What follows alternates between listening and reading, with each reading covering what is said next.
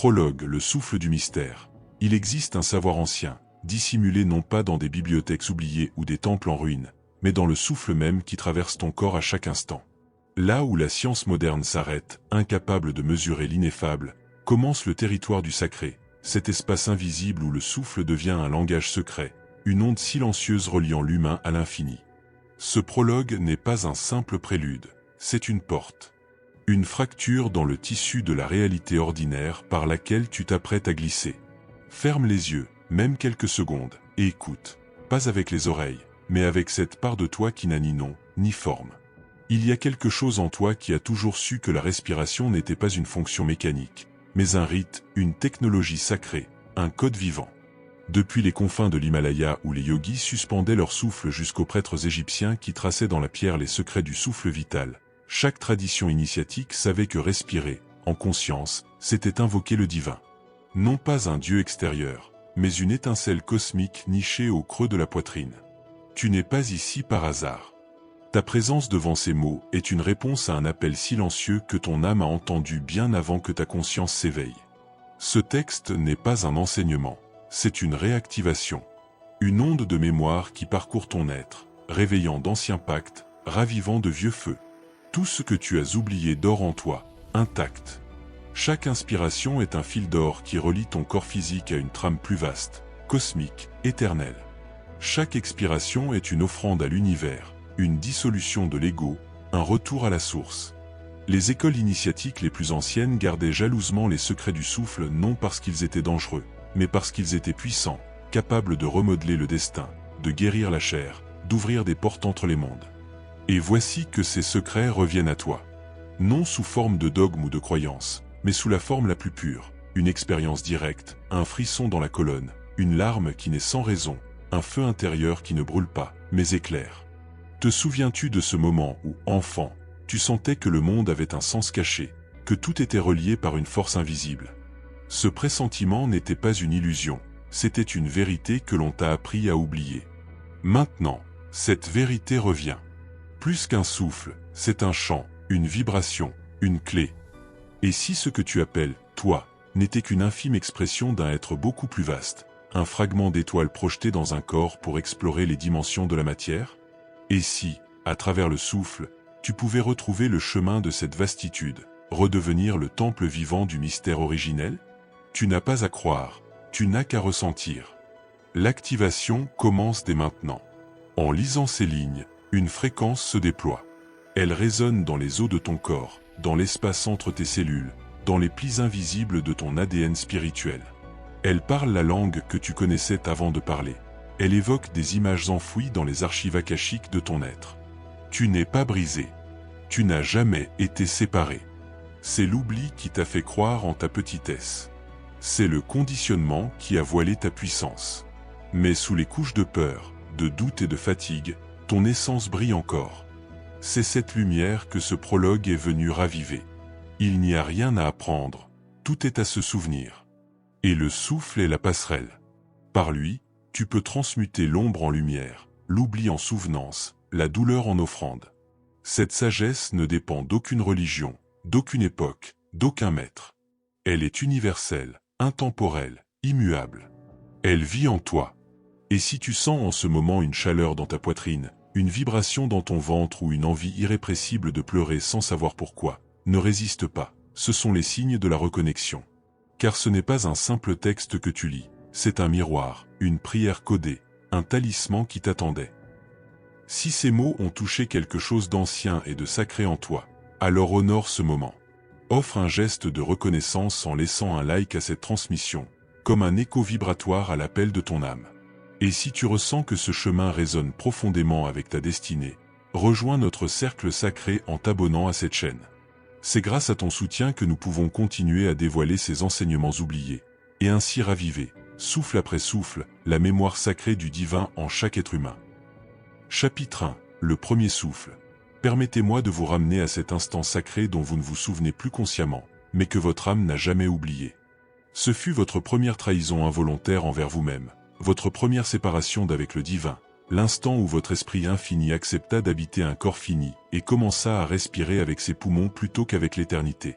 Avant votre naissance, vous ne respiriez pas d'air. Vous respiriez la vie pure par le cordon ombilical de votre mère, dans une danse parfaite où il n'y avait aucune différence entre donner et recevoir, entre inspirer et expirer. Vous ne faisiez qu'un avec tout ce qui existait. Votre oxygène venait directement du cosmos, filtré par l'amour de celle qui vous portait en son sein.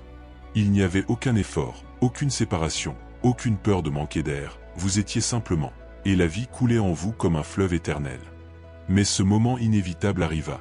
Les muscles de votre utérus commencèrent à se contracter, vous propulsant vers un monde que vous ne connaissiez pas. Ton petit corps, qui jusque-là flottait à la température idéale du liquide amniotique, commença à ressentir la pression, la constriction, le premier avant-goût de ce que serait l'expérience humaine, la résistance.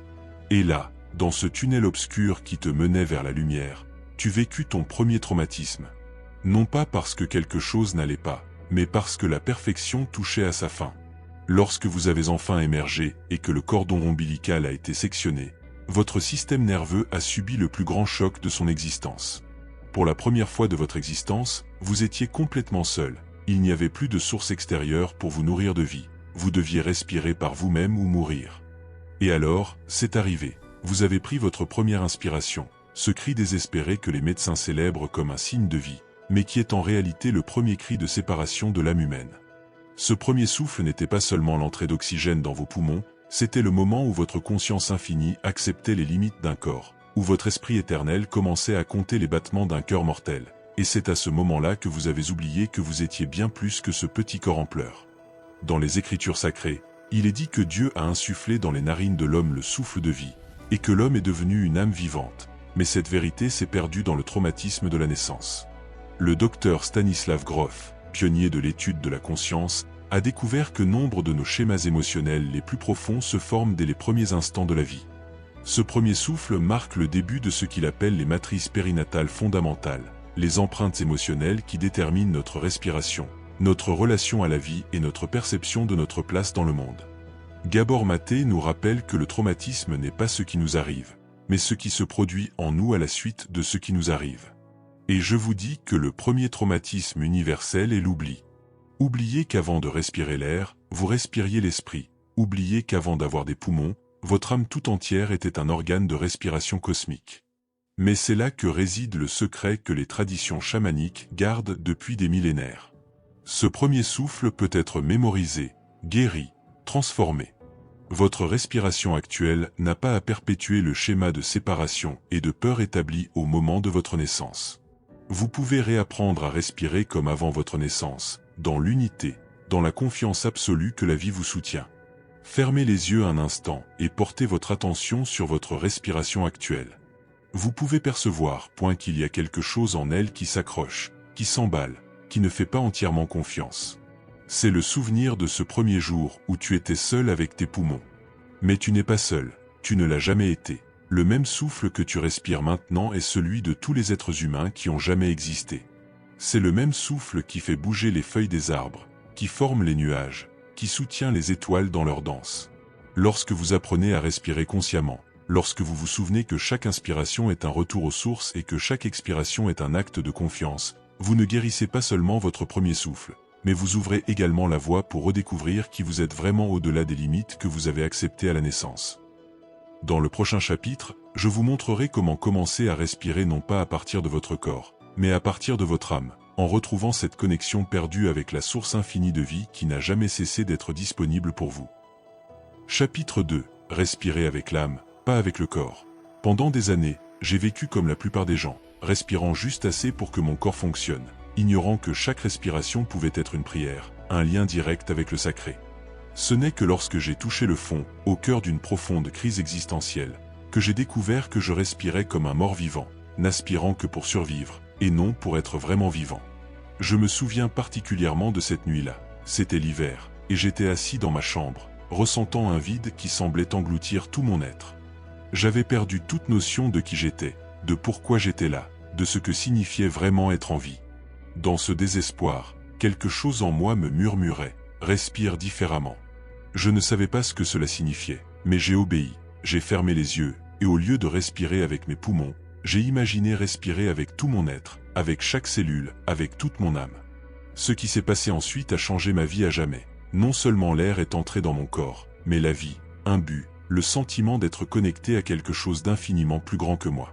Pour la première fois depuis des années, je ne respirais pas pour maintenir un corps fonctionnel, mais plutôt mon âme respirait à travers mon corps pour se souvenir de sa vraie nature. Neville Goddard, l'un des mystiques les plus profonds du siècle dernier, l'avait parfaitement compris. Il enseignait que l'imagination est Dieu en l'homme et que chaque acte conscient de respiration et d'imagination est un acte divin de création. Respirer consciemment ne fait pas que déplacer de l'air, mais la substance même de la création. Vous insufflez des possibilités, vous insufflez la réalité, vous insufflez votre avenir au présent. Dans les enseignements bouddhistes, il existe une pratique appelée Anapanasati, qui signifie conscience de la respiration. Mais cela va bien au-delà de la simple observation de l'air qui entre et sort. C'est l'art d'utiliser la respiration comme un véhicule pour éveiller la conscience, pour se rappeler que l'on n'est pas le corps qui respire, mais la conscience qui observe la respiration. Les mystiques soufis comprenaient cela de manière encore plus poétique. Pour eux, chaque inspiration était la réception du souffle d'Allah, et chaque expiration le retournait, empli d'amour et de dévotion. Ils ne respiraient pas de l'air, ils respiraient la présence divine. Ils n'exhalaient pas du dioxyde de carbone, ils exhalaient des prières.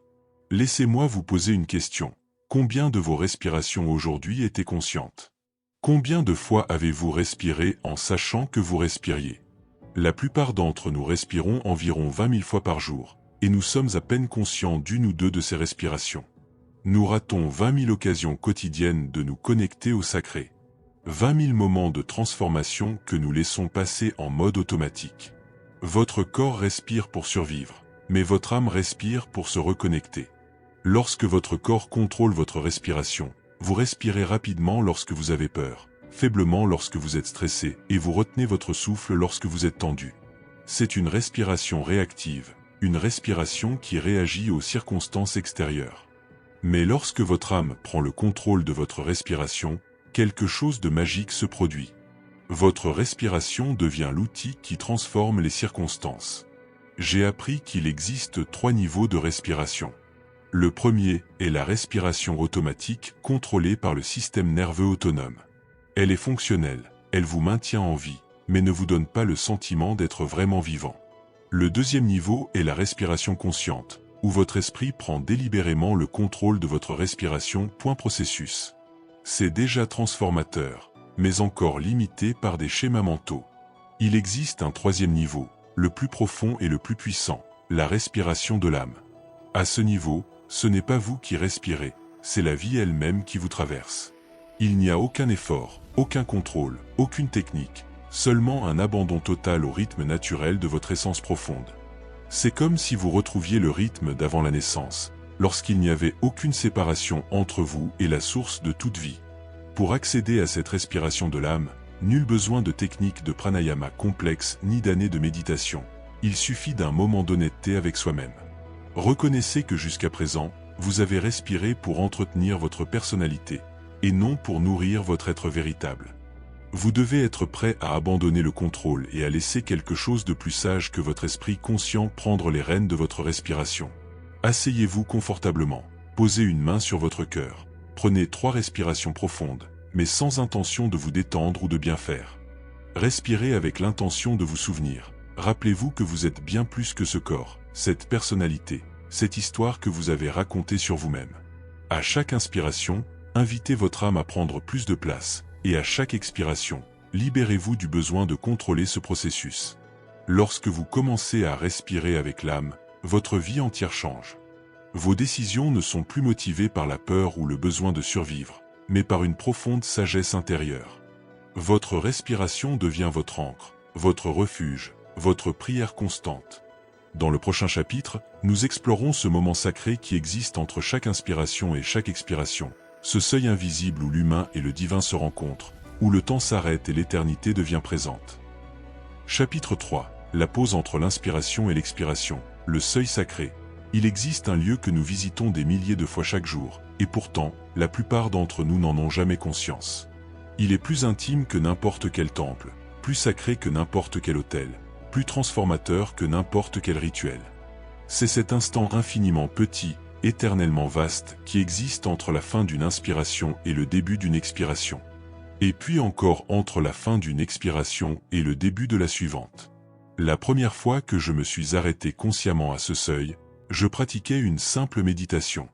J'avais inspiré profondément et m'apprêtais à expirer quand quelque chose m'a murmuré. « Attends. » Je ne sais pas pourquoi j'ai obéi, mais j'ai retenu l'air dans mes poumons sans effort, sans tension, simplement comme quelqu'un qui tient quelque chose de précieux. Dans cet instant de silence absolu, sans aucun mouvement d'air, quelque chose d'extraordinaire s'est produit, j'ai disparu. Je ne me suis pas évanoui, ni perdu connaissance. Au contraire, je suis devenu plus conscient que jamais.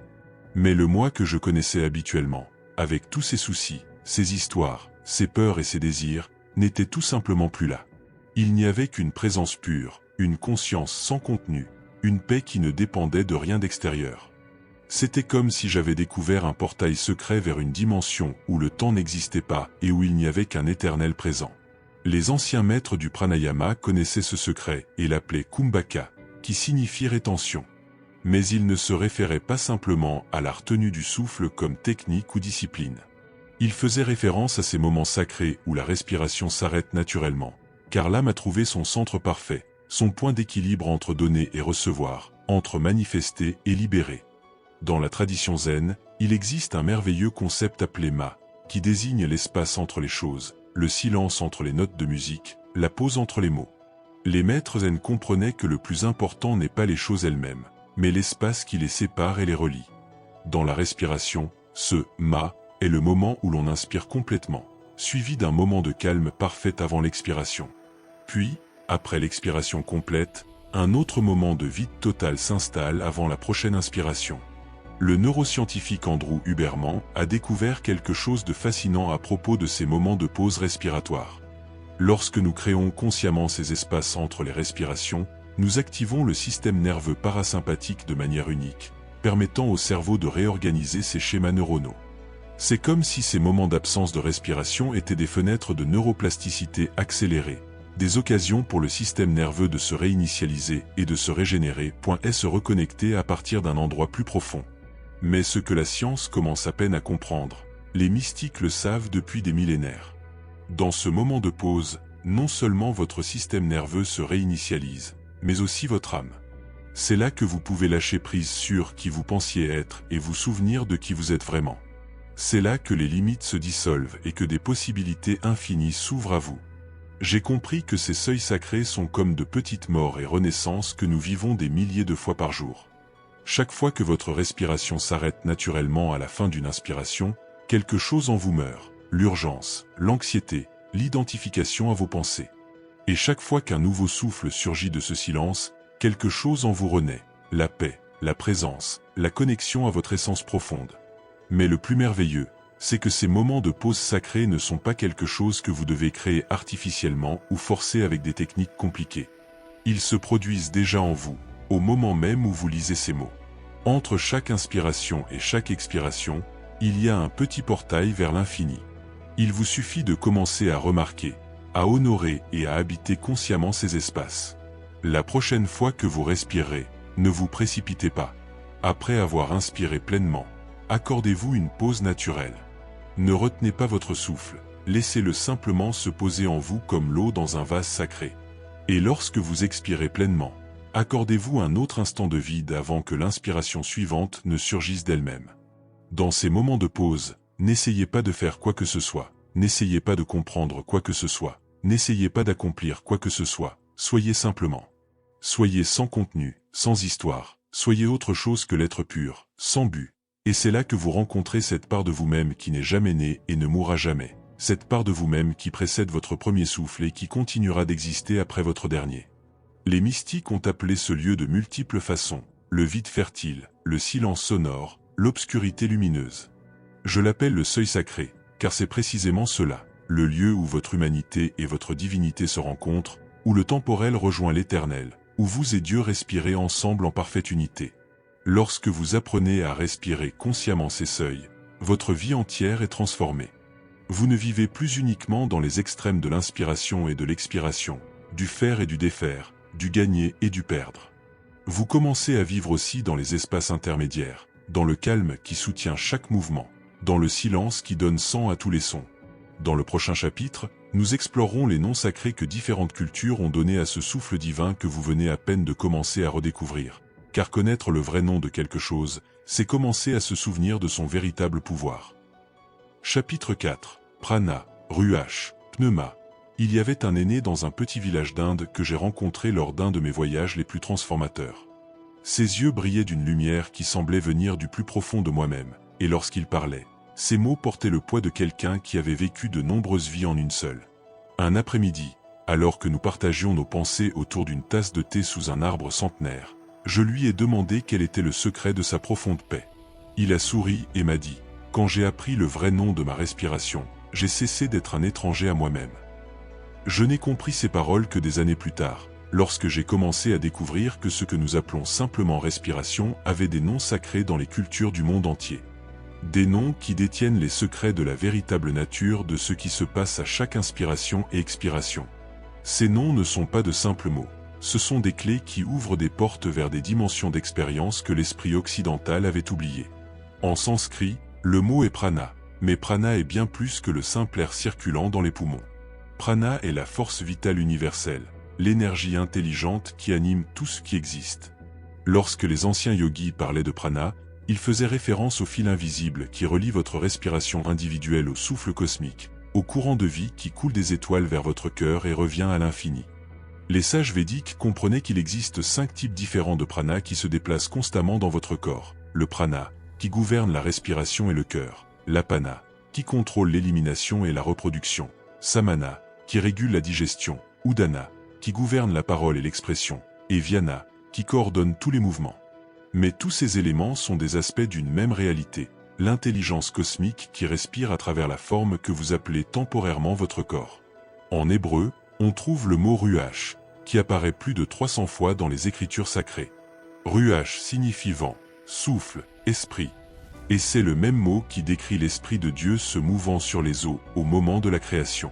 Lorsque Moïse écrivit que Dieu insuffla dans les narines de l'homme le souffle de vie, le mot qu'il utilisa pour désigner le souffle était ruach. Ce n'était pas seulement de l'air que Dieu donnait au premier être humain. C'était son essence même, son esprit même, sa vie consciente même. Les kabbalistes juifs approfondirent encore cette compréhension. Pour eux, ruach était l'un des 5 niveaux de l'âme humaine, plus précisément le niveau émotionnel et moral, le pont entre l'âme animale nefesh et l'âme divine neshama. Ils ont compris que lorsque vous respirez consciemment, vous n'oxygénez pas seulement votre sang, vous nourrissez les niveaux les plus subtils de votre être, permettant à votre âme de s'étendre au-delà des limites de la personnalité. Les Grecs anciens avaient leur propre mot sacré, pneuma, qui signifie à la fois souffle et esprit. Pour les philosophes grecs, pneuma était le principe actif du cosmos, l'intelligence divine qui imprègne et anime toute matière. Les stoïciens croyaient que pneuma était littéralement le corps de Dieu, la substance divine qui se manifeste par le souffle chez les humains et par les vents dans la nature. L'apôtre Paul, à la fois juif et grec, a brillamment utilisé cette compréhension lorsqu'il a écrit sur le pneuma agion, le Saint-Esprit. Pour lui, chaque respiration consciente était l'occasion d'inspirer la présence divine et d'expirer tout ce qui n'était pas amour. Ce n'était pas une métaphore, c'était une pratique littérale de communion avec le sacré. Mais voici ce qui me fascine le plus. Il ne s'agit pas seulement d'idées philosophiques anciennes, ce sont des cartes précises d'une réalité que vous pouvez expérimenter dès maintenant. Lorsque vous commencez à respirer en connaissant le véritable nom de votre souffle, quelque chose change dans la qualité de l'expérience. Ce n'est plus seulement l'air qui se déplace mécaniquement, c'est le prana qui éveille votre force vitale, c'est le ruach qui vous relie à la source de toute vie, c'est le pneuma qui vous emplit d'intelligence cosmique. Les hermétistes l'avaient parfaitement compris.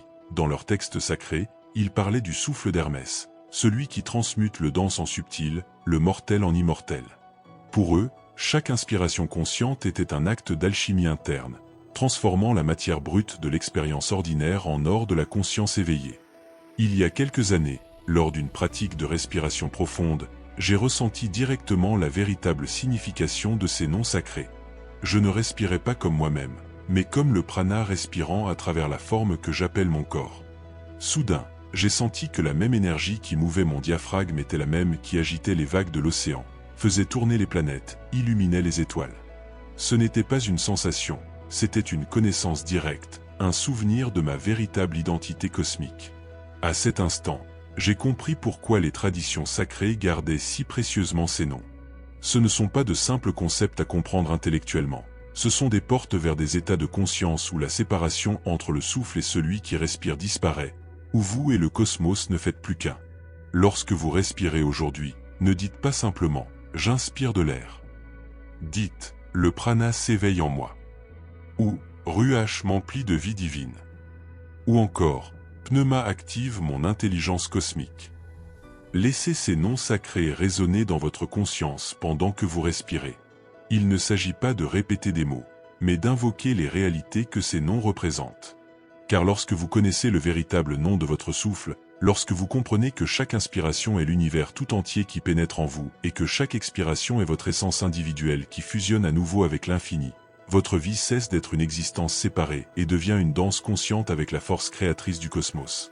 Dans le chapitre suivant, nous explorerons comment cette compréhension sacrée de la respiration peut vous libérer des schémas de peur et de jugement qui ont emprisonné votre système nerveux en mode survie.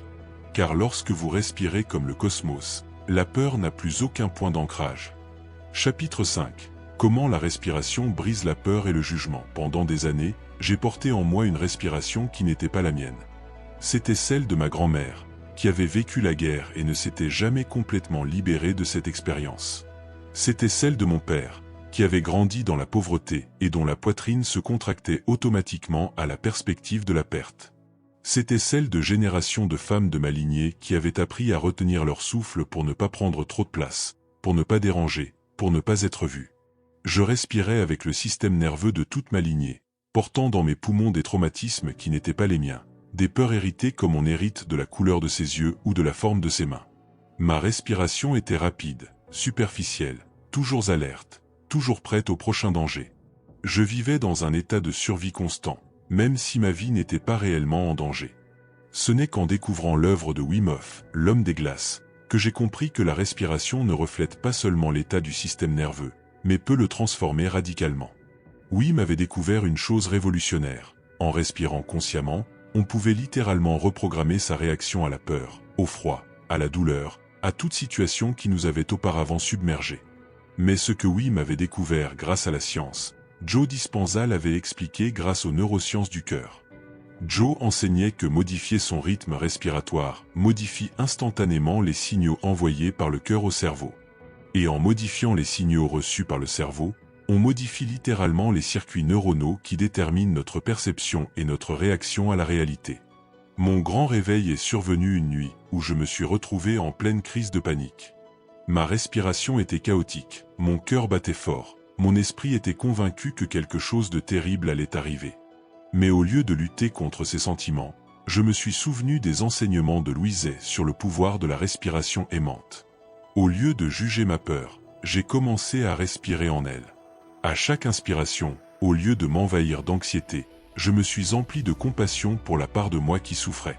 À chaque expiration, au lieu d'essayer d'expulser la peur, je l'ai accueillie comme un enfant effrayé qui avait simplement besoin de réconfort. Et un miracle s'est produit. La peur a commencé à se dissiper, non parce que je l'avais combattue, mais parce que je lui avais donné l'amour qu'elle recherchait. Cette nuit-là, j'ai compris que la peur n'est pas l'ennemi de la respiration, c'est son plus puissant enseignant.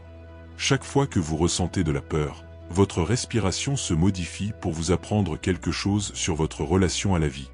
Quand la peur vous fait respirer plus vite, elle vous montre que vous vivez dans le futur, anticipant des dangers qui pourraient ne jamais survenir.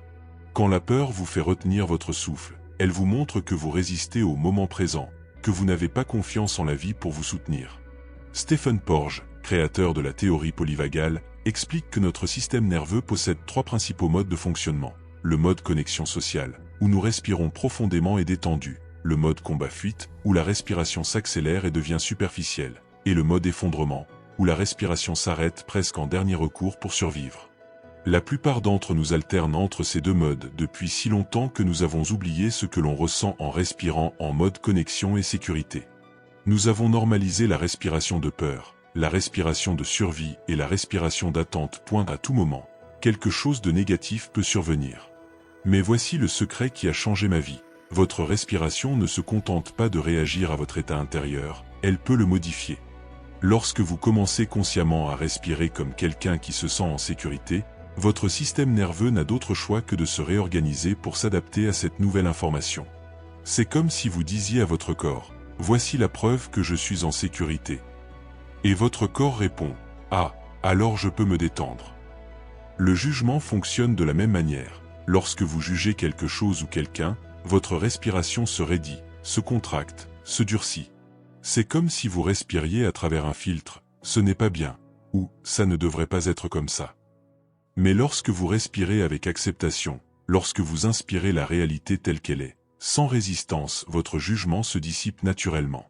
J'ai découvert qu'il existe un schéma respiratoire spécifique à chaque émotion. La peur a une respiration courte et superficielle. La colère a une respiration chaude et explosive. La tristesse a une respiration profonde et irrégulière. Et la paix a une respiration lente, profonde et totalement abandonnée. Apprendre à respirer consciemment permet de choisir l'émotion dans laquelle vous souhaitez vivre. Si vous ressentez de la peur, vous pouvez respirer comme quelqu'un qui se sent en sécurité jusqu'à ce que la sécurité devienne votre nouvelle réalité.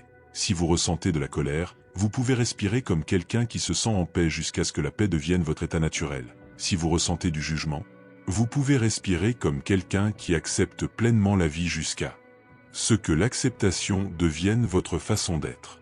Il ne s'agit pas de refoulement ou de déni des émotions, c'est de l'alchimie émotionnelle. Il s'agit d'utiliser votre respiration comme un laboratoire où vous transformez la matière première de vos expériences difficiles en sagesse et compassion dont votre âme a besoin pour évoluer. Chaque fois que vous choisissez de respirer consciemment, plutôt qu'automatiquement, vous brisez les chaînes ancestrales de la peur. Vous guérissez non seulement votre propre système nerveux, mais celui de toutes les générations qui vous ont précédé et qui vous suivront. Vous choisissez d'être le point de transformation de votre lignée. Prenez 3 respirations dès maintenant. La première, comme quelqu'un qui se sent en parfaite sécurité dans ce monde. La deuxième, comme quelqu'un qui a pleinement confiance en la vie. La troisième, comme quelqu'un qui accepte pleinement l'instant présent tel qu'il est, sans avoir besoin qu'il soit différent. Sentez votre système nerveux se réorganiser à chaque respiration consciente, et ressentez comment la peur et le jugement n'ont plus de prise lorsque votre respiration est empreinte d'amour et d'acceptation. Chapitre 6. Le schéma traumatique et le rythme perdu. J'ai rencontré Maria lors d'un atelier de guérison des traumatismes. Elle avait 45 ans, était mère de 3 enfants et une professionnelle accomplie, mais en la regardant dans les yeux, on remarquait une imperceptibilité. Sa respiration était presque imperceptible, si subtile qu'on aurait dit qu'elle la retenait en permanence. Elle m'a raconté qu'enfant, elle avait appris à ne pas faire de bruit en respirant, car le moindre bruit chez elle pouvait déclencher la violence de son père alcoolique. Pendant plus de 30 ans, Maria avait respiré comme si sa vie dépendait de son indifférence. Son âme avait appris à se cacher derrière une respiration fantôme, une respiration qui la maintenait techniquement en vie, mais la privait d'une véritable présence à sa propre existence. Elle était l'exemple parfait de ce que Peter Levine appelle le traumatisme somatique, lorsque le corps reste prisonnier de schémas de survie longtemps après que le danger initial soit passé. Le traumatisme n'est pas ce qui vous arrive, mais ce qui se passe en vous lorsque vous ne parvenez pas à assimiler pleinement ce qui vous est arrivé. Et la première chose que le traumatisme attaque, c'est votre respiration, car elle est le pont entre votre système nerveux conscient et inconscient. Lorsqu'un événement bouleversant survient, votre respiration s'adapte pour vous aider à survivre. Mais si vous ne parvenez pas à surmonter cette épreuve traumatisante, votre respiration reste prisonnière de ce schéma de survie à jamais. Gabor Maté, qui a consacré sa vie à comprendre le lien entre traumatisme et maladie, explique que les traumatismes infantiles ne sont pas nécessairement des abus physiques ou sexuels. Il peut s'agir de quelque chose d'aussi subtil que de grandir dans une famille où il était difficile d'exprimer ses émotions, où il fallait être parfait pour recevoir de l'amour, où ses besoins émotionnels étaient ignorés ou minimisés. Toutes ces expériences altèrent votre respiration de manière spécifique. Si vous avez grandi dans un environnement où la colère était dangereuse, vous avez probablement appris à respirer d'une manière qui ne la laissait jamais s'accumuler.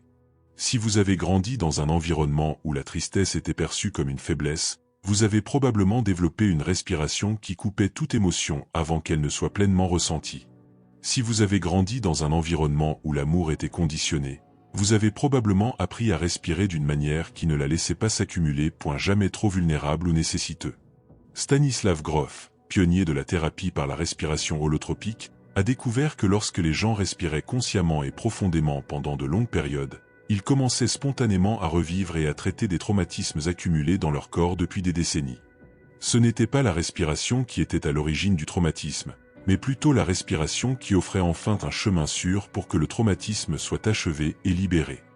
J'ai pris conscience de cette réalité lors d'une séance de respiration holotropique. Je respirais profondément depuis environ 1 heure lorsque, soudain, mon corps s'est mis à trembler de manière incontrôlable. Ce n'était pas de la peur, c'était comme si chaque cellule de mon être s'autorisait enfin à achever une réponse interrompue des années auparavant.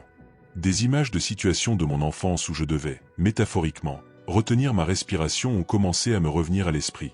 Des moments où mes parents se disputaient et où je devenais une statue silencieuse. Des moments où j'avais peur sans pouvoir l'exprimer. Des moments où j'avais besoin de réconfort mais où j'avais appris qu'il était plus sûr de ne rien avoir besoin.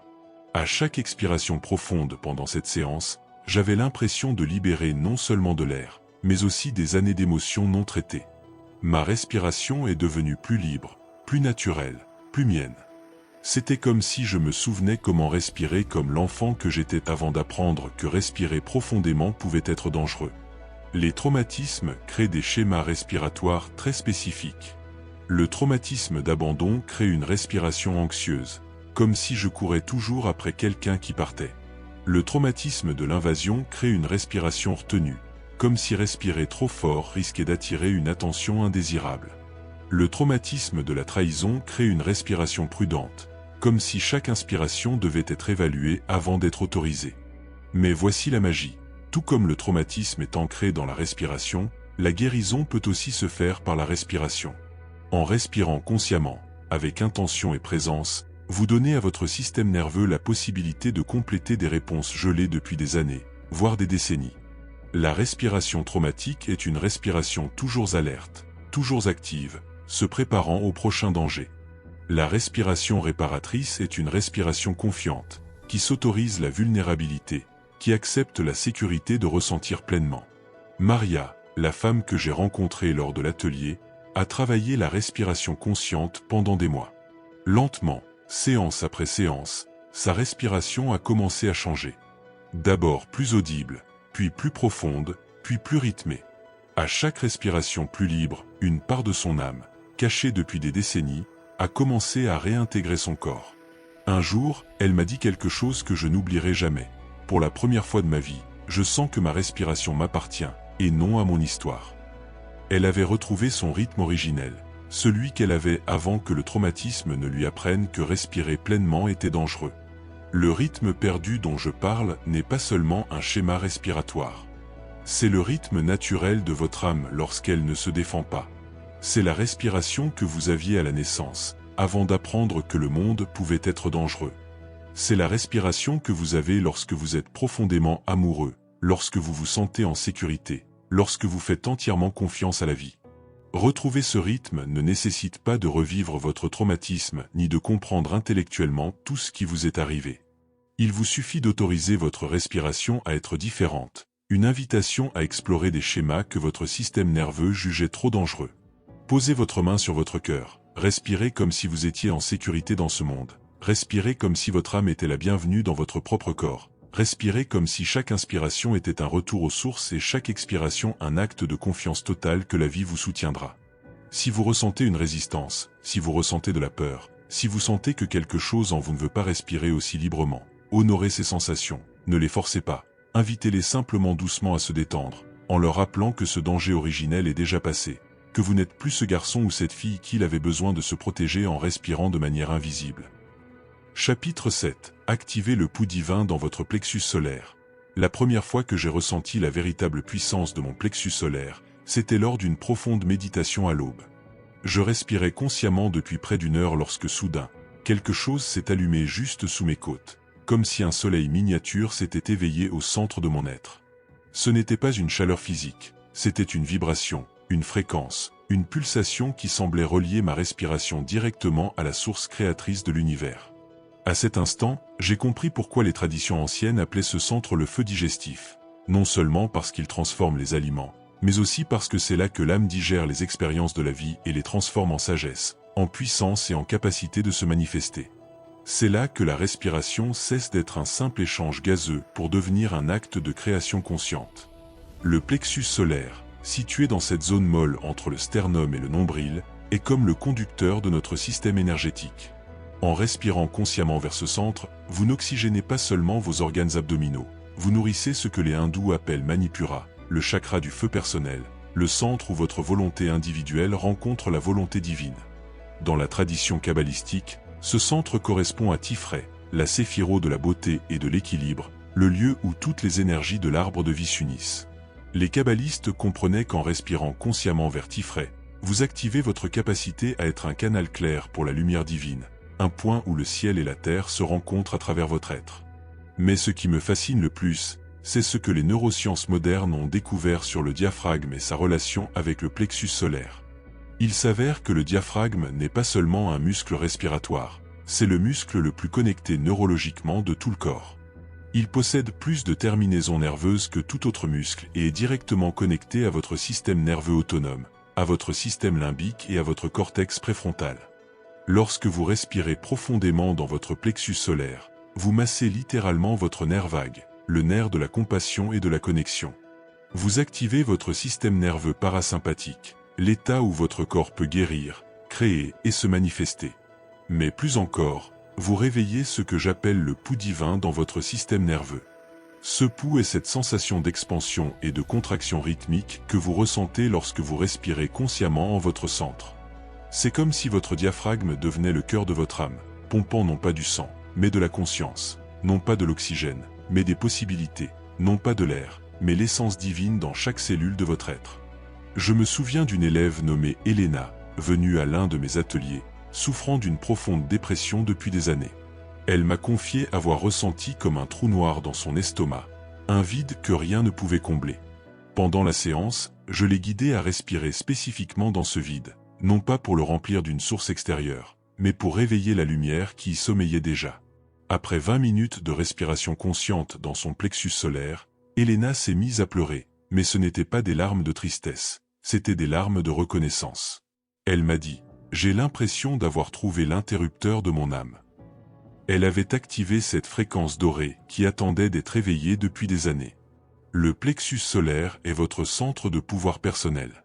Il ne s'agit pas du pouvoir de dominer ou de contrôler, mais du pouvoir de créer par amour, de manifester par intégrité, d'influencer par authenticité. Lorsque ce centre est activé par la respiration consciente, nul besoin de forcer les choses. Il suffit d'insuffler son intention dans la réalité, et la réalité répond.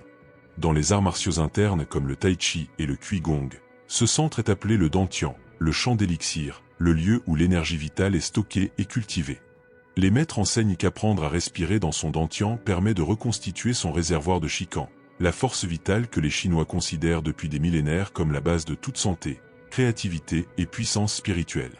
Mais activer le plexus solaire n'est pas seulement une pratique ésotérique, c'est une nécessité pratique pour quiconque souhaite vivre de l'intérieur. Votre propre pouvoir authentique, plutôt que votre réactivité. Lorsque ce centre est faible ou bloqué, vous vivez de vos émotions réactives, de vos blessures non cicatrisées, de vos schémas inconscients.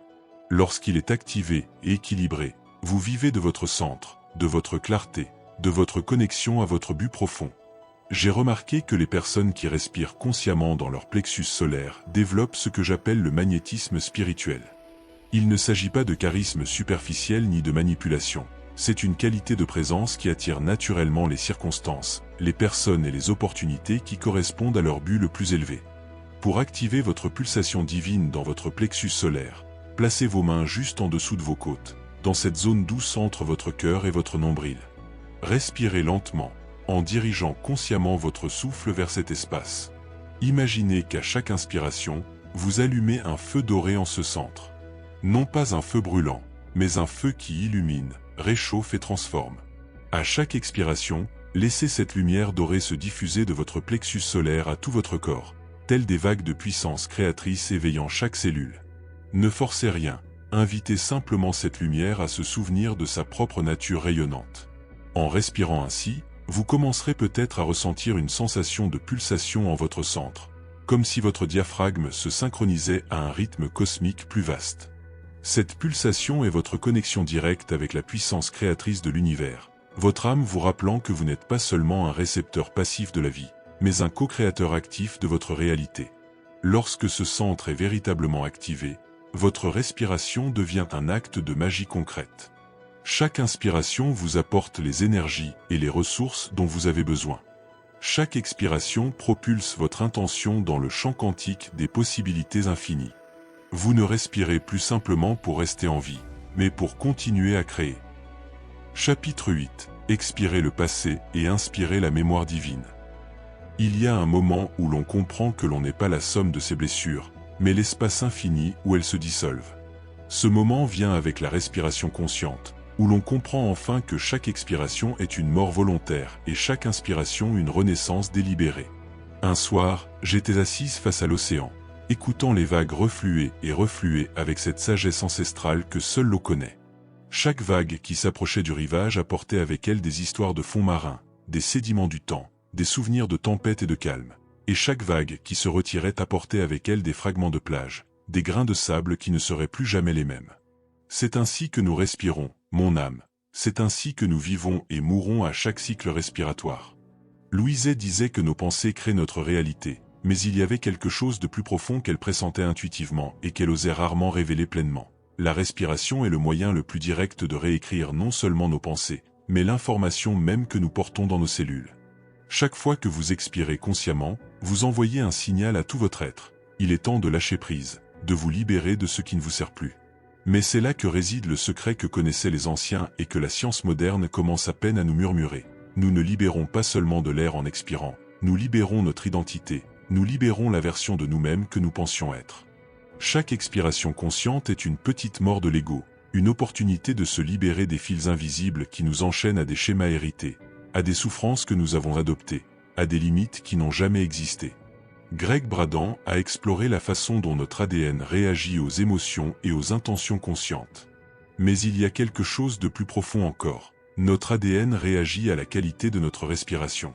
Lorsque vous expirez avec l'intention de libérer, vous envoyez une information spécifique à chaque cellule de votre corps. C'est comme si vous leur disiez « Nous n'avons plus besoin de porter ce fardeau, nous ne sommes plus cette version de nous-mêmes ». L'expiration consciente est un acte de pardon radical. Vous ne pardonnez pas seulement aux autres, vous vous pardonnez à vous-même de vous croire inférieur à ce que vous êtes réellement. Chaque fois que vous lâchez prise, vous libérez la version limitée de vous-même que vous avez construite pour survivre. Adaptez-vous pour ne pas ressentir de douleur. Libérez-vous du besoin d'être parfait, d'être fort, d'être ce que les autres attendent de vous. Mais c'est en inspirant, chère âme, c'est en inspirant que la véritable magie opère. Car lorsque vous inspirez consciemment, vous ne vous contentez pas d'inspirer, vous vous imprégnez d'une nouvelle vie, de nouvelles informations, de nouvelles possibilités.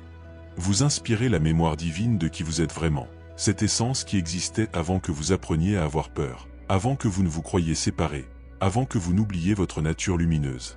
Les anciens le savaient, ils savaient qu'inspirer vous connecte à la source primordiale, à cette intelligence cosmique qui sait exactement qui vous êtes, au-delà de vos histoires. Inspirer intentionnellement, c'est télécharger des informations directement de la source. C'est comme se connecter à une base de données cosmique où est stockée la vérité de votre être. J'ai vu des gens se transformer complètement, simplement en changeant leur façon de respirer. Ce n'est pas qu'ils modifient immédiatement leur environnement extérieur, mais plutôt qu'ils modifient les informations qu'ils portent en eux, modifiant le programme interne qui détermine leur interprétation de la réalité, leur relation à eux-mêmes, leur façon d'accepter d'être aimé et d'aimer. Chaque fois que vous pratiquez cette respiration consciente, vous réécrivez votre histoire cellulaire, effaçant les codes de survie dont vous n'avez plus besoin et activant les codes de prospérité, d'amour et de créativité qui ont toujours dormi là, attendant que vous vous en souveniez. La prochaine fois que vous respirez, faites-le avec cette conscience. Vous détenez entre vos mains, ou plutôt, dans vos poumons, le pouvoir de vous réécrire complètement. Expirez tout ce que vous n'êtes plus et inspirez tout ce que vous avez toujours été. Expirez la version de vous-même qui porte le poids du passé et inspirez la version de vous-même qui est libre, lumineuse, infinie. Et lorsque vous sentirez cette pratique devenir naturelle, lorsque vous n'aurez plus besoin de vous en souvenir, mais qu'elle se fera tout simplement, alors vous serez prêt à découvrir comment la respiration et l'imagination peuvent s'associer pour créer des réalités entièrement nouvelles. Car ce qui vient maintenant, c'est apprendre à respirer non seulement avec vos poumons, mais avec votre cœur, et à imaginer non seulement avec votre esprit, mais avec tout votre être. Chapitre 9. Respiration et visualisation. Alchimie intérieure. Dans le laboratoire secret qui est en vous, où l'alchimiste que vous êtes véritablement œuvre en silence, deux éléments primordiaux se rencontrent, le souffle qui donne vie et l'imagination qui la façonne. Lorsqu'ils s'unissent consciemment, vous ne transformez pas seulement votre réalité, vous la créez à partir de rien. Je me souviens de la première fois où j'ai expérimenté cette alchimie intérieure. Je traversais une de ces périodes sombres où tout semblait stagner, où la vie semblait une répétition infinie des mêmes schémas. J'avais lu des articles sur la visualisation, pratiqué des techniques de respiration, mais je les avais séparés, comme s'il s'agissait d'instruments distincts plutôt que des éléments complémentaires d'une même grande symphonie. C'est un après-midi, en regardant un forgeron travailler le métal incandescent, que j'ai compris la vérité. Le souffle est feu, l'imagination est métal, et votre cœur est l'enclume où se forge la nouvelle réalité. Sans le feu du souffle conscient, l'imagination reste froide, informe. Sans le métal de l'imagination, le souffle se dissipe sans rien créer de durable.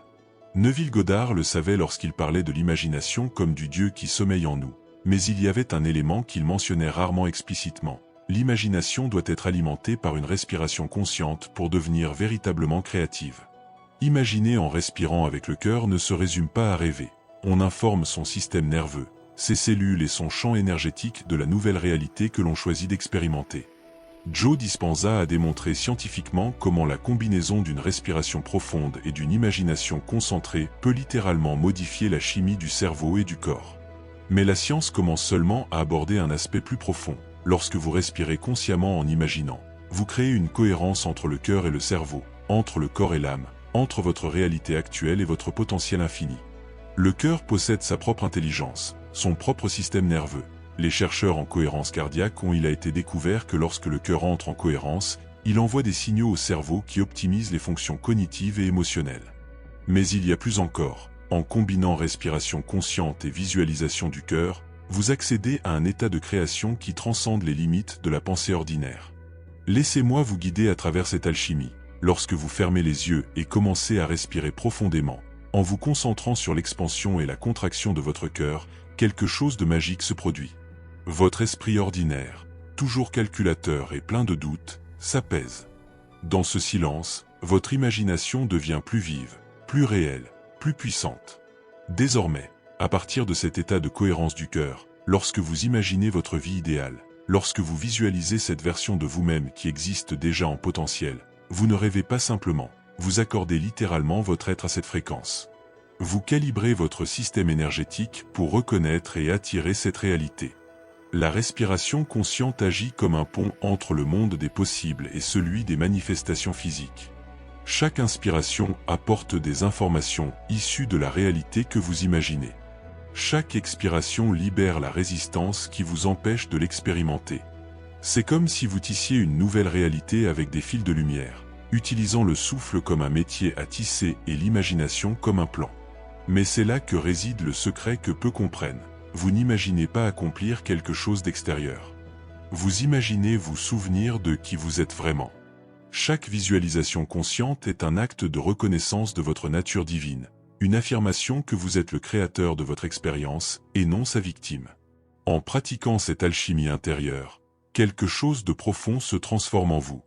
Vous cessez de demander à la vie d'être différente et commencez à être différent vous-même. Vous cessez d'attendre que les circonstances changent pour être heureux et commencez à générer des états de bonheur qui transforment les circonstances. La respiration vous connecte au présent, l'imagination vous connecte à un potentiel infini. Ensemble, ils créent un état de présence élargi où le miracle de la création consciente peut se produire. Ce n'est pas de la magie au sens fantastique du terme, c'est de la magie au sens le plus réel du terme. C'est le pouvoir naturel d'un être conscient se souvenant de sa capacité innée à créer avec son attention et son intention. J'ai vu des gens guérir des maladies incurables grâce à cette combinaison. J'ai vu des carrières s'épanouir, des relations s'épanouir là où n'existait auparavant que conflit, l'abondance surgir là où n'existait que pénurie. Non pas parce qu'ils ont manipulé la réalité extérieure, mais parce qu'ils se sont souvenus de leur pouvoir intérieur de créer à partir d'un état de conscience accru. Chaque fois que vous pratiquez cette alchimie, vous renforcez votre capacité à être un créateur conscient. Vous entraînez votre système nerveux à maintenir des états d'élévation. Vous apprenez à votre cœur à battre en harmonie avec vos visions les plus élevées. Vous entraînez votre esprit à servir votre âme au lieu de la limiter. Et lorsque cette pratique deviendra naturelle, Lorsque vous n'aurez plus besoin de forcer votre respiration et votre imagination à être cohérentes, alors vous serez prêt à découvrir comment cette même alchimie peut devenir un remède pour votre corps, une guérison pour chaque cellule de votre être. Chapitre 10. Respirer pour guérir le corps de l'âme. Il existe en vous une pharmacie qui ne ferme jamais, ne nécessite aucune ordonnance et n'a aucun effet secondaire. Cette pharmacie s'active à chaque respiration consciente, libérant les remèdes les plus puissants qui soient, la cohérence, l'information divine et l'amour à l'état pur. J'ai connu une femme qui luttait depuis des années contre une maladie que les médecins ne parvenaient pas à guérir complètement. Elle avait essayé tous les traitements, consulté des spécialistes et suivi des régimes stricts, mais son corps semblait prisonnier d'un déséquilibre qui résistait à toute intervention extérieure. C'est lorsqu'elle a commencé à respirer consciemment, en dirigeant son souffle vers chaque cellule de son corps avec une intention bienveillante, que quelque chose d'extraordinaire s'est produit. Bruce Lipton a révolutionné notre compréhension en démontrant que nos cellules réagissent non seulement à la chimie, mais aussi à l'information énergétique. Mais il y a quelque chose au-delà de ces découvertes. Nos cellules ne réagissent pas seulement à la chimie, ils ne réagissent qu'à nos pensées et à nos émotions. Ils réagissent directement à la qualité de notre respiration. Chaque inspiration consciente envoie des informations spécifiques à votre système biologique. Vous vous adressez directement à l'intelligence qui assure le fonctionnement de votre corps. La médecine traditionnelle chinoise le savait depuis des millénaires. Le Qi, cette énergie vitale qui circule dans nos méridiens, n'est pas seulement un concept spirituel abstrait. C'est une information réelle, une vie réelle, une véritable guérison, et elle est principalement transmise par la respiration consciente. Lorsque vous respirez, en dirigeant votre attention vers différentes parties de votre corps, vous envoyez littéralement du Qi, de la vie, des instructions d'harmonie et d'équilibre. En Qigong, chaque respiration est un acte de communication intime avec votre propre corps. Ce n'est pas seulement de l'air que vous inspirez, c'est une intention de guérison, une présence bienveillante, c'est la décision consciente de participer à votre propre guérison. Lorsque vous expirez, ce n'est pas seulement du dioxyde de carbone que vous libérez, c'est de la tension, de la toxicité, c'est tout ce que votre corps n'a plus besoin de porter. Mais c'est là que réside le secret le plus profond. La véritable guérison ne se produit pas en combattant votre corps, mais en communiquant avec lui avec amour. Votre corps n'est pas votre ennemi, il n'est pas contre vous, c'est votre compagnon le plus fidèle, votre collaborateur le plus dévoué. Il vous accompagne depuis le premier jour, il a conservé chaque souvenir, il a traité chaque émotion, il a fait battre votre cœur même lorsque votre esprit était distrait. Lorsque vous respirez consciemment, en dirigeant votre attention vers une partie de votre corps qui a besoin de guérison, vous créez un espace de dialogue bienveillant. Vous ne combattez pas la maladie, vous nourrissez la santé. Vous ne combattez pas le symptôme, vous nourrissez l'harmonie. C'est une différence radicale qui transforme complètement l'expérience de guérison. La respiration consciente agit comme un messager entre votre âme et votre corps physique. Chaque inspiration intentionnelle transmet des instructions de votre être supérieur à vos cellules. Chaque expiration consciente libère des schémas d'information qui ne contribuent plus à votre bien-être. C'est comme si vous mettiez constamment à jour le logiciel de votre corps, installant de nouvelles versions de santé, de vitalité et d'harmonie. J'ai vu des personnes souffrant de douleurs chroniques découvrir que lorsqu'elles respirent consciemment dans la douleur, sans résistance, sans peur, quelque chose de magique se produit. La douleur ne disparaît pas toujours immédiatement, mais la relation avec elle se transforme. Elle devient information au lieu d'être souffrance, elle devient guide au lieu d'être punition, elle devient maître au lieu d'être ennemi. Votre corps possède une intelligence innée qui sait exactement comment s'auto-guérir. Chaque cellule porte le code complet de votre bien-être parfait. Mais parfois, cette intelligence est perturbée par le bruit de l'esprit, le stress du système nerveux ou une déconnexion de votre âme. La respiration consciente est le pont qui rétablit une communication claire entre tous ces niveaux de votre être. À l'inspiration, imaginez une lumière dorée envahir chaque cellule de votre corps. Ce n'est pas une simple visualisation, c'est une réalité énergétique. Vous transportez littéralement des informations de cohérence, d'harmonie et de perfection divine. À l'expiration, imaginez libérer tout ce qui ne correspond pas à votre état naturel de santé et de vitalité. Il ne s'agit pas de médecine alternative, mais de médecine intégrale. Elle ne remplace pas les traitements médicaux lorsqu'ils sont nécessaires, elle les complète, les renforce, les rend plus efficaces. Car lorsque votre corps est cohérent, lorsque votre système nerveux est détendu, Lorsque vos cellules reçoivent des informations d'amour plutôt que de peur, tous les processus de guérison sont naturellement optimisés. La femme dont je vous ai parlé au début a découvert que son corps n'avait pas besoin d'être forcé à guérir. Il avait besoin d'être invité à se souvenir de son état de santé naturel. Et la respiration consciente était l'invitation la plus efficace qu'elle pouvait lui offrir. Ce n'était pas un miracle extérieur, c'était le miracle intérieur d'un corps se reconnectant à l'intelligence de l'âme qui l'habite. Chaque fois que vous respirez consciemment avec l'intention de guérir, vous participez au miracle le plus ordinaire et le plus extraordinaire de l'existence, la capacité de votre être à se restaurer, à se renouveler, à retrouver son état naturel de perfection. Et lorsque cette communication aimante avec votre corps deviendra naturelle, lorsque vous n'aurez plus besoin de vous souvenir de guérir, mais simplement de vivre dans la guérison, alors vous serez prêt à recevoir le maximum point puissante que connaissaient les anciens, cette pratique secrète que les initiés ont gardée pendant des millénaires. Chapitre 11. La technique interdite des anciens. Dans les écoles de mystère de l'Égypte antique, dans les temples occultes du Tibet, dans les cercles secrets des soufis, existait une pratique transmise uniquement de maître à disciple, dans l'obscurité sacrée du silence. Ce n'était pas seulement une technique de respiration, c'était la clé maîtresse qui ouvrait les portes entre les mondes, le code secret qui activait le corps de lumière endormi en chaque être humain. Aujourd'hui, après des années de recherche, après avoir démêlé des fragments disséminés dans des textes anciens et expérimentés dans le laboratoire de ma propre conscience, je peux vous révéler cette séquence sacrée, non pas parce que c'est mon secret à protéger, mais parce que le temps des secrets est révolu. Le monde doit se souvenir de ce qu'il a toujours su. Gurdjieff parlait de la respiration comme du pont entre le mécanique et le conscient chez l'être humain. Il savait qu'il existait des schémas spécifiques capables d'éveiller des centres de conscience habituellement endormis, mais il n'a jamais révélé pleinement cette séquence, car il comprenait que seul un cœur préparé pouvait recevoir cette information sans se perdre dans le pouvoir qu'elle implique. Les anciens Égyptiens appelaient cette pratique la respiration Ra, car ils savaient que, pratiquée correctement, le pratiquant s'illuminait littéralement de l'intérieur, rayonnant une lumière perceptible par les autres. Les yogis tantriques la connaissaient comme le pranayama secret et l'utilisaient pour atteindre des états de conscience transcendant les limites du corps physique. Cette technique combine trois éléments qui, consciemment combinés, créent un effet alchimique extraordinaire, un rythme spécifique qui synchronise le système nerveux, une intention dirigée qui concentre l'énergie et une visualisation qui active le corps de lumière. Sa réalisation est simple, mais requiert une compréhension profonde de ce que vous faites.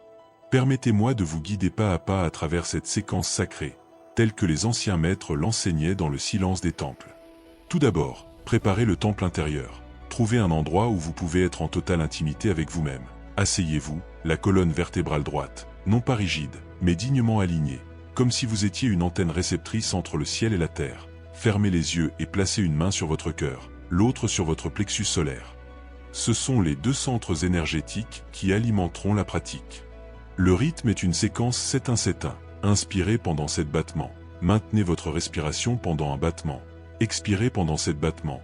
Maintenez votre respiration pendant un battement. Ce rythme n'est pas arbitraire. Les anciens ont découvert que ce modèle spécifique synchronise les ondes cérébrales, harmonise le système nerveux et ouvre les canaux énergétiques qui restent normalement fermés. Mais c'est là que réside l'élément qui transforme cette technique de respiration en sacrement, l'intention dirigée. À chaque inspiration, visualisez une lumière dorée pénétrant non seulement par vos poumons, mais aussi par chaque pore de votre peau, le sommet de votre tête, la paume de vos mains. Cette lumière n'est pas imaginaire, c'est la substance même de la pure conscience, disponible à chaque instant, attendant que vous l'accueilliez. Pendant la pause qui suit l'inspiration, imaginez cette lumière dorée se concentrer dans votre plexus solaire, créant un soleil intérieur qui irradie chaleur et luminosité dans tout votre être. Ressentez comment ce soleil intérieur nourrit chaque cellule, chaque organe, chaque système de votre corps d'une vie pure, d'informations divines et d'un amour inconditionnel. À l'expiration, visualisez cette lumière dorée se propager de votre plexus solaire à tout votre corps, créant un champ lumineux qui s'étend au-delà des limites de votre peau physique. Expirez en libérant toute densité, toute limitation, tout schéma qui n'appartient pas à votre nature lumineuse originelle. Pendant la pause qui suit l'expiration, demeurez dans cet espace vide et pourtant plein, dans ce silence chargé d'infinies possibilités où la divinité respire avec vous. C'est le moment le plus sacré de toute la séquence, car c'est là que la véritable transformation s'opère, dans l'espace entre les respirations où l'ego se dissout et l'âme s'épanouit. Répétez cette séquence pendant 21 respirations. Le nombre 21 n'est pas aléatoire. Il représente l'achèvement d'un processus alchimique complet. Les anciens savaient qu'après 21 cycles conscients, un processus irréversible se produit dans la structure énergétique du praticien. Mais écoutez bien, ne pratiquez pas cette technique comme un exercice physique. Pratiquez-la comme une prière, comme un acte d'amour envers votre âme, comme une invitation sacrée à la divinité qui vit en vous pour se manifester plus pleinement. Les maîtres chamaniques ajoutaient un élément supplémentaire. Au cours des 7 derniers cycles, ils visualisaient leur corps physique devenir transparent, comme s'il était fait de lumière cristalline. Ils savaient que lorsqu'un être humain peut consciemment maintenir la vision de lui-même comme pure lumière, il active des codes génétiques normalement dormants, éveillant des capacités transcendant les limites ordinaires de la biologie. Cette technique était interdite non pas parce qu'elle était dangereuse, mais parce qu'elle était si puissante qu'elle pouvait éveiller chez le praticien une compréhension de sa propre divinité, le rendant incontrôlable par des systèmes extérieurs. Un être humain qui se sait lumière ne peut être manipulé par la peur. Une âme qui se souvient de sa nature lumineuse ne peut être limitée par des croyances de pénurie ou de séparation. J'ai vu des gens se transformer complètement après avoir pratiqué cette séquence pendant quelques mois. Ce ne sont pas seulement leurs circonstances extérieures qui changent, mais aussi leur structure énergétique profonde. Ils deviennent des sources naturelles de cohérence, de paix et d'amour inconditionnel. Et lorsque cela se produit, l'étape finale de la pratique devient naturelle et spontanée. Ce n'est plus vous qui respirez, mais la vie elle-même qui vous inspire. Chapitre 12. Respirer sans effort quand on n'est plus celui qui respire. Il existe un moment sur le chemin spirituel qui ne peut être forcé, qui ne peut être planifié, qui survient comme l'aube sans prévenir, mais qui transforme tout. C'est le moment où l'on cesse de respirer et où l'on se laisse faire par la respiration. C'est le moment où l'on comprend que ce n'est jamais soi qui a véritablement respiré, mais que la vie elle-même nous a toujours inspiré. Thérèse d'Avila le décrivait comme le moment où l'âme s'abandonne si complètement à Dieu qu'il n'y a plus de différence entre la personne qui prie et la prière elle-même. Les maîtres du Dzogchen tibétain parlaient de l'état d'esprit naturel, où le méditant, la méditation et l'objet de la méditation se dissolvent en une seule expérience de pure conscience. Eckhart Tolle l'appelle simplement présence, cet état où l'observateur et l'observé se reconnaissent comme un. Après des années de pratique consciente, après avoir maîtrisé techniques et schémas, après avoir vécu des transformations extraordinaires, vient ce moment d'abandon suprême où toutes les techniques deviennent inutiles, car on s'est souvenu de l'art le plus naturel de tous, l'art de permettre. Cela m'est arrivé un matin de printemps, alors que je marchais dans une forêt que je connaissais depuis l'enfance. Je ne pratiquais aucune technique, je ne cherchais pas à respirer de manière particulière, je marchais simplement, présent, ouvert. Soudain, j'ai réalisé que ma respiration avait acquis un rythme propre, un rythme qui n'était pas contrôlé par mon esprit, mais qui semblait émaner d'une sagesse plus profonde. C'était comme si chaque inspiration était une invitation de l'univers à recevoir plus de vie, plus de présence, plus d'amour. Et chaque expiration était une offrande naturelle, une façon de remercier, de partager cette vie reçue avec tout ce qui m'entourait. Il n'y avait aucun effort, aucune technique, aucune respiration, seulement un souffle qui traversait ce que je croyais être mon corps.